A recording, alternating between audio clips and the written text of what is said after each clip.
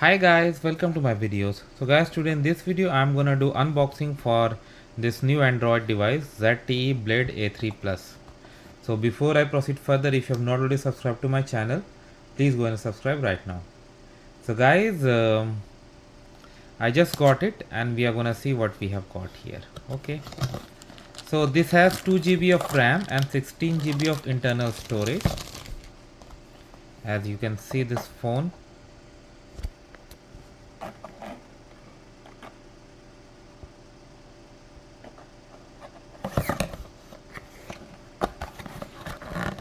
now. Apart from this, what accessories I have got: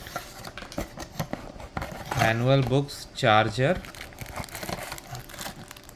charging cable and charging point both, and battery. And I do not see any earplugs. So what options I have got? Okay, this is for charger, this port, and 3.5 mm to connect. Usual Android controls I have on the side, and there's nothing at the bottom except this one. So thanks for watching this guys. Please subscribe to the channel. Thank you.